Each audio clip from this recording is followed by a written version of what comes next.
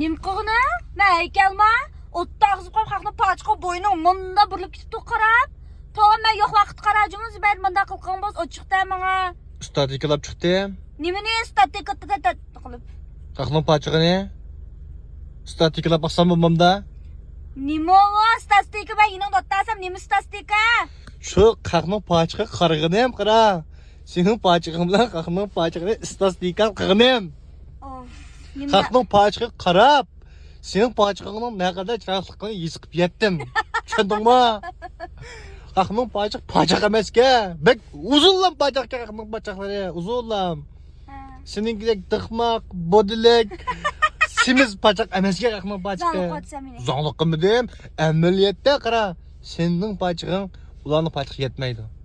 Sening bir pochiqning ularning ikki pochiqini taqtirsa, o'ylab boqmamsa. Demek senin iki parçakan olsak onlardan 4 parçak geldi diyen gap. Senin hakta 4 parçak, senin 2 parçak. Ben özel Türkiye'me değil. Özel tursa elbette şundan da qarab ya bizning xotinning 2 parçakan 1 parçakan tankan qo'y. Mandal qarab qo'yma ya. Bu xalqning parçaqatında bek o'ylash ketma. Bari bir son yetmaydi. Biko, qo'rsam Sen nimishqa usulchi qizlar qarayapmiz qamsa? O'ri qizlar qarayapmiz qamsa? Ben okumaysa, yan xato tushunsa, qarab qo'ysam, ha? Juda oshno yemam deganda, osh qolganmidi bular bir deb o'ylayman. Mening muhabbatimdek oshno yeganda qo'saqlari bir xil purim, mondo to'somam deb o'ylab qolmay qara. Purim emas-a? Ne, ishqi bodek to'somam deb ingaklari shabalda sanglab to'somam deb o'ylab qolman. Sen okumaysa, nima igit qizlarga qarayman qolsa? Do qarab ketmab qolsa. Ben paka degan. Paka deb qaramayman hozir. Nima degan ta'tir usxon bu ey. Ne tug'ilgan insonlar bu deb qarab qo'ygan qoldim hozir. Qanday demamsa?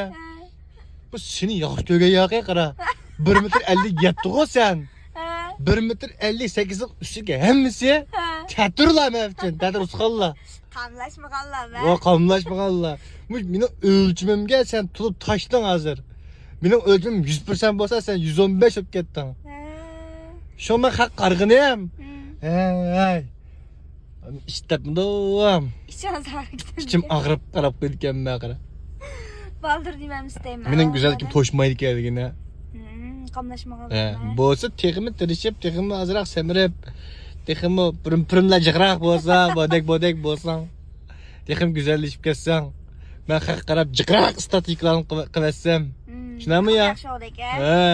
Ben mesela. Kadir mütlep dursan ha? Müşteri toya bakın ha? Makul, başlayalım sen. Değil mi?